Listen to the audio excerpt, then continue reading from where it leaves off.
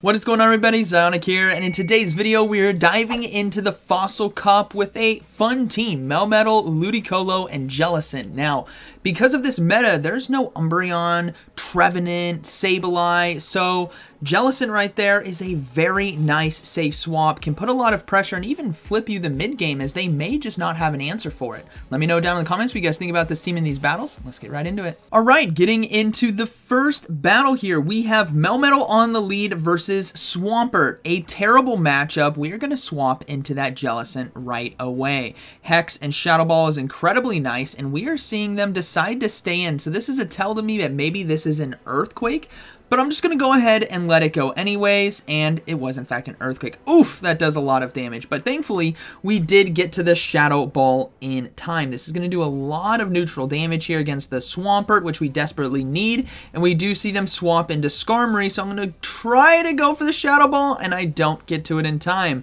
That is so unfortunate for me. I should have gone for Bubble Beam, but that is okay. We can come in with the Melmetal right now, as Ludicolo staying away from Skarmory is the single greatest thing that can happen to me in this battle right now. So we're going to go ahead and no-shield the charge move, as it will be resisted. It is a Brave Bird though, so it still does a lot of damage. We can load up on energy and go ahead and go for a Thunderbolt right here. This is obviously going to one-shot if they decide to let it go through, so we're going to boom. Boom! Takes it out, and we are going to swap right away to Ludicolo, and they swap into a Whiscash, and it's over. They have Whiscash and Swampert. We have a Ludicolo with 2 shields and Razor Leaf. Good game, very well played. All right. Moving to the next one, we got Melmetal on the lead versus Escavalier. Another bad matchup. So what are we going to do? We're going to go into that Jellicent. And again, they look to not have the best matchup like we saw before. In that matchup in game 1 against Swampert, had I shielded the Earthquake, we'd be in a lot different situation. But right here, they're going for Acid Spray. So that is perfectly fine with me, as I do resist it. And we're going to go ahead and go for Shadow Ball now. This is what's so good about Jellicent in this meta, is Shadow Ball is fantastic. There's really not a lot that can resist it, as dark type Pokemon are really not used. They're not allowed in this meta, but there are some still dark like Bisharp, but that's really not used too often. So we are looking very good. We're going to go ahead and shield right here, stopping this potential Hurricane from the Pelipper, as they did let our Shadow Ball go through, and we will fully farm down, taking switch advantage. Now, Ludicolo is not the best answer to Escavalier, but Jellicent with loaded energy and taking switch is going to be very nice for us. So they decide to come in with their own Jellicent. This is perfectly fine with me. I do have a Ludicolo, so we're going to go ahead and bring in the Melmetal now to draw out that Escavalier, but they're not swapping out,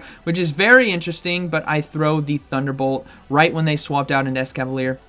This is okay because this is still neutral damage, so I will take it.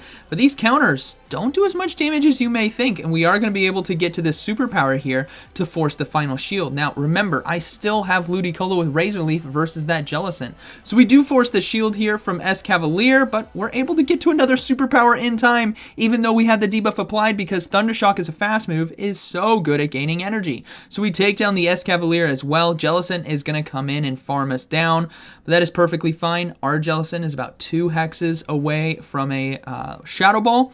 And Ludicolo right here, we don't need to shield. We just need them to throw the Shadow Ball. And it's just going to be a Bubble Beam. That's fine. We're just going to keep Razor Leafing. And they will have to throw a Shadow Ball at some point, which, first of all, we can survive. And secondly, it drains all their energy. So here comes the Shadow Ball. We are now going to swap into our own Jellicent. 1, 2, maybe it was 3 hexes, not 2, my bad. But we get to the Shadow Ball in time to close this game out. So that is going to be a good battle, very well played. Jellicent proving to be a very nice safe swap in this meta. It really puts a wrench in a lot of teams who can't handle it. All right, we have Melmetal versus Scizor on the lead. Now, Scizor is actually a pretty nice core breaker when it comes to my backline, considering the Fury Cutter fast move and Night Slash charge move. And this is kind of where I wish I maybe had Rock Slide in order to do neutral damage. But ultimately, we see them swap out into a Whiscash, so we're going to go ahead and come in with that Ludicolo and farm down. Dance away with Razor Leaf. Now, what's cool about Ludicolo is it's water grass, so a blizzard will not one-shot us. Even though they throw it, we survive with plenty of health.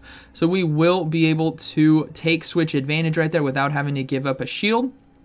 And let's see I believe that Scizor is going to be coming back in, which it does. I'm trying to get this Ice Beam in time, and we do get to it. This is huge. This is resisted, though, because of the Steel typing, but ultimately, this is exactly what we need in this matchup, and we do land it for a lot of resisted damage. So we're going to go ahead and come in with that Melmetal and look to go for a superpower to take out the Scizor. So we're going to go ahead and give up a shield on this first one and try to throw the superpower, but I just misclick completely and they get a back-to-back. So that is okay. We'll let this Night Slash go through and throw the superpower now to take out the Scizor. They're likely going to no-shield it, and I have a sneaky feeling it's going to be Swampert in the back, and it is Swampert. So we're going to go ahead and go for superpower here to do as much neutral damage as we can. And then we will swap out into Jellicent and just go straight Bubble Beam. I don't need to go for Shadow Ball right here. I just need, and they decided to throw Hydro Cannon as well, which is going to be resisted. So this tells me that they have Hydro Cannon Sludge Wave. So we're just going to go ahead and go for Bubble Beams here. This is our last Pokemon. It's in the yellow, so they're going to be shielding as well. So we lower that attack, and things are looking pretty good. Hex damage is honestly going to close this game out for us. Now, I believe I decide to shield this one. Yeah, I'm going to go ahead and shield this one right here and just go for another Bubble Beam. I decided to overload a bit on energy, and I should have just thrown it right away. Throw the Bubble Beams right away when you're doing these battles in this kind of situation, as you want to lower the damage that Hydro Cannon can do. But ultimately, they have no Pokemon left, so they can't clear the debuff here from the Swampert, and we will be able to get to another Bubble Beam in time, and this is looking to be a good game. Very well played, as it's going to do a decent amount of damage. And we will swap into our Melmetal right here to get to the superpower in time, as the attack drop was so dramatic that Mud Shots would not take us out. So Melmetal will take it, and that is going to be a good battle. Very well played. Once again, Jellicent proving to be incredibly strong in this meta. All right, moving to the next one. We have Melmetal versus Jellicent on the lead. We love to see this lead right here because we are rocking with Thunderbolt. The typical moveset that PvPoke recommends is going to be Rock Slide and Superpower. But having seen a lot of Jellicent and Pelipper's, I really want that Thunderbolt. Oh, and it lands. That's so much damage. We see a swap out to Lucario as well. So we're going to go ahead and come in with the Jellicent. And we are going to have to make the call of our lives that this is a power-up punch. I'm going to no-shield it, and it was. That is beautiful. We're going to go ahead and go for Shadow Ball ourselves to one-shot the Lucario if they decide to not shield, and they didn't. Boom! Lucario goes down. We see the Jellicent come back in, but I believe they only have, maybe they do have 5. I'm going to go ahead and shield the Shadow Ball, load up on some energy, and just farm down with Hex. This is a Bubble Jellicent as well, so we fully farm down, and that's a good game. They decide to surrender right there. And I believe, no, we got one more. Here we go. Moving into the next battle, we got Melmetal versus Ferrothorn on the lead. Okay, so Ferrothorn is kind of sneaky good against this team if it manages its energy and shields well. Now, granted, they don't know what I have in the back, but what we're trying to do is have them we're playing a game of chicken here. We're forcing them to throw the Thunder first, and that way I don't have to shield, and now I can go for superpowers, and technically not even give up a shield in this situation if they go for another charge move. But it lands, so we're going to go ahead and load up some more energy and go for another superpower right here. If they let this go through, my backline just got a lot stronger, and they did. Boom! Ferrothorn goes down. We're going to go ahead and swap into Jellicent, and they do swap into a Registeel. So they have Registeel and Escavalier in the back. This is actually a very nice situation for me because Jellicent only goes down to Zap Cannon. So we can actually just keep this thing alive because of the switch clock. So I'm going to go ahead and give up 2 shields, keep Jellicent alive with ample energy. That way it can handle the Escavalier in the back. So we're just going to go ahead and keep going for Shadow Balls right here. There's no need for me to throw a Bubble Beam because I am already just going to commit the shields. And I just need to do more damage right here. So we're just going to keep going for that Shadow Ball. Now they do go for another Zap Cannon. Again, I'm double shielding right here. I'm going to soak this switch clock timer, making sure we drain it. We have switch back up, so I'm going to go ahead and swap into Ludicolo to draw out the Escavalier. And the master plan has now come into fruition because the Escavalier here is going to have to throw charge moves in order to take me out. Megahorn can one-shot if they decide to throw it, which they do. Boom! Ludicolo goes down, but we have Jellicent with loaded energy and a Melmetal as well with a little bit of energy. So we're going to come in with the Jellicent. We're going to go ahead and go for Shadow Ball right here. If they let this go, it one-shots. Like, this is what's so good about Jellicent with energy, and they let it go. Boom! Nearly one-shots. We Hex Farm it down.